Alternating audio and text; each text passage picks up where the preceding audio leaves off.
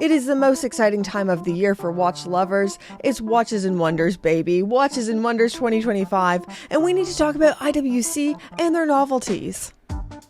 It feels like they've been going from strength to strength over these last 3 years, with the relaunch of the Ingenieur in 2023, then in 2024 being the year of the perpetual calendar Portugueser, with the showstopper being the eternal calendar. But this year might be the best year yet, or at least my most favorite year yet, and I'm not being hyperbolic. So, I was lucky enough to be a part of an IWC press event. I got to be hands-on with all of their novelties before launch, ask questions, take video, and for maybe the first time in my life, I successfully kept a secret. After seeing these novelties, I knew I wanted this to be my first video of Watches and Wonders. So here's my favorite IWC novelties of 2025. Okay, first thing we need to talk about, the Ingenieur. We have new sizes, precious metal, and complications being added to the lineup. For me, the biggest piece of news is the addition of the 35mm Ingenieur. Oof. This is really, really good. I can't tell you how happy this makes me. IWC is clearly investing in making this more accessible and wearable for consumers. The 35mm is great for men's wrists and women's wrists alike. It stays true to the proportions of the 40mm Ingenieur, just in a smaller size. So there are 3 different variations: stainless steel white dial, stainless steel black dial, and a precious metal red gold or 18 karat 5N, I should say. But I think this is exactly what this line needed, and it is going to bring in a whole new demographic. So these smaller sizes feature all the same design cues of the original, with the grid dial, applied indices, integrated bracelet, and a combination of satin finished and polished surfaces, and bezel featuring the 5 functional screws. Getting a bit more into the specifications, this has a case diameter of 35mm, a thickness of 9.4mm, and 100 meters of water resistance. Here it is on my 5.5-inch wrist, and honestly, I don't want to toot my horn too much. I don't want to get too excited, but I think this looks perfect. I was actually wasting way too much of my time at this press event just putting this on again because I liked it so much. If you're not as familiar with the Ingenieur, maybe you haven't seen one in the metal or tried it on yet, I'd describe the wearing experience as very elegant, refined, but still unmistakably sporty. I think this is what makes integrated bracelet Genta design so special. It almost melts onto the wrist. It's so smooth and refined without being too showy like other Genta models. Looking at the movement, this has a sapphire caseback displaying the caliber 47-110 automatic movement, giving 42 hours of power reserve. The Ingenieur is a watch I've always had a soft spot for.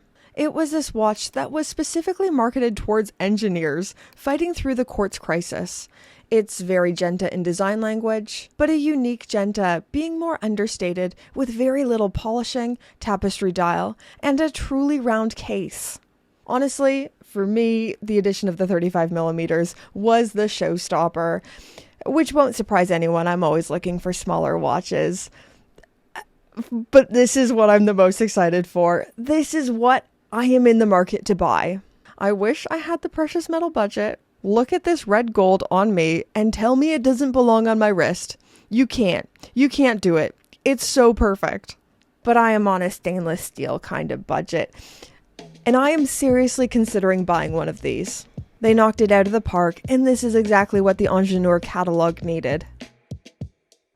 Moving on, looking at the Ingenieur 40mm, now available in precious metal. This was my favorite watch to film while on location, the red gold against the black dial. It's so good looking. It looks so good on camera, but it looks even better in the metal. I love the combination of red gold and a dark dial. It feels so warm. It's so good looking. Visible through the sapphire caseback is the caliber 32-111 with some decoration, blued screws, and a gold-plated oscillated weight. The dimensions are the same as the existing Ingenieur with a 40mm case diameter, 10.4mm thickness, 100 meters of water resistance.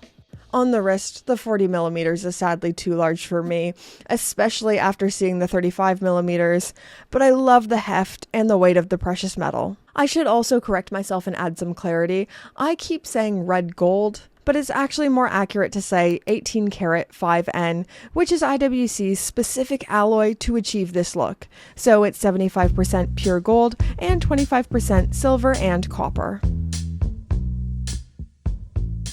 The next Ingenieur I genuinely did not see coming, the perpetual calendar. So this has an entirely new case at 41mm rather than 40mm, stainless steel case material, which is very noteworthy. So it is the first time IWC has combined the Genta-inspired Ingenieur design with the perpetual calendar developed by Kurt Klaus in stainless steel.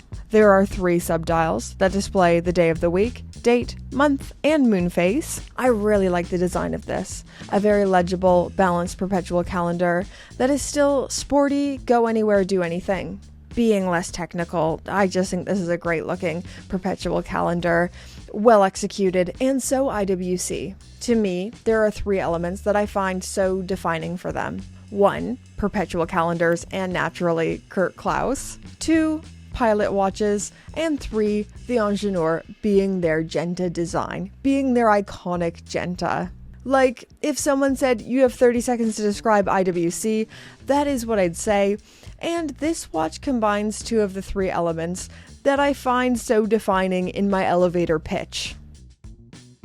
And the final Ingenieur novelty, the 42mm ceramic, and I think this looks badass, black on black. If I was giving this a watch enthusiast nickname, I'd be calling this the Darth Vader. I don't think this watch will be for everyone, but it's not supposed to be for everyone. Once again, this stays completely true to the DNA of the Ingenieur with the grid dial, superluminova filled hands and indices, integrated bracelet, 100 meters of water resistance, but the big difference being material and size.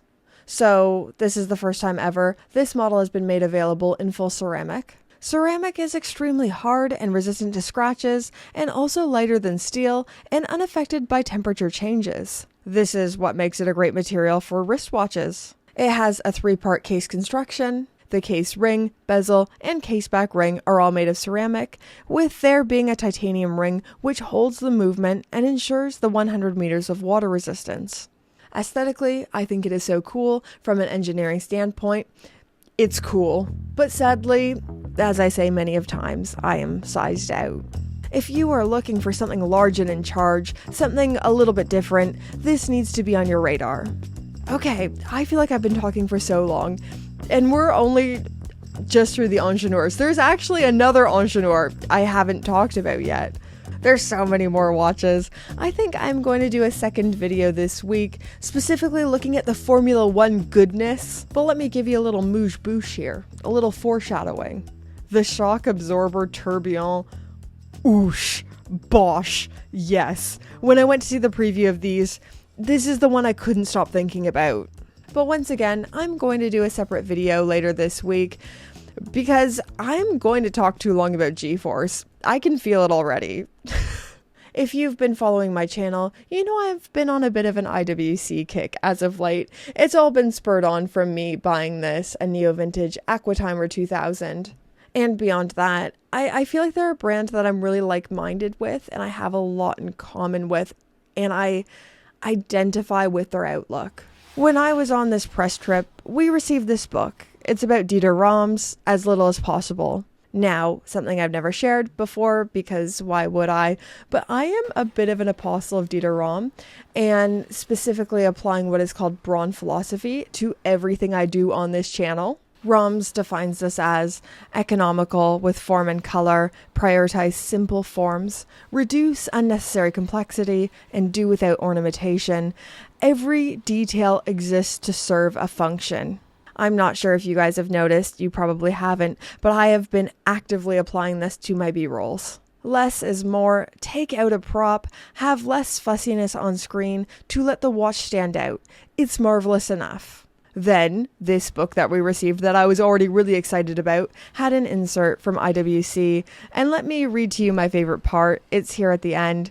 It's all about less design, but better. And I thought, that is putting into words what my current ethos is.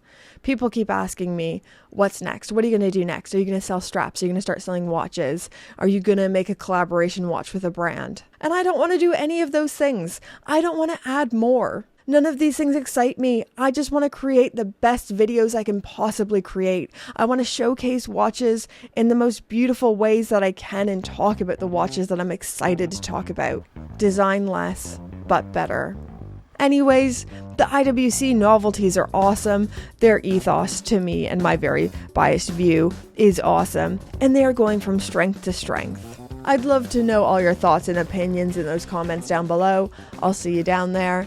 Subscribe if you haven't already. And now, Pope tier patrons, the most gorgeous, amazing, fabulous people in the world, get their names on the screen.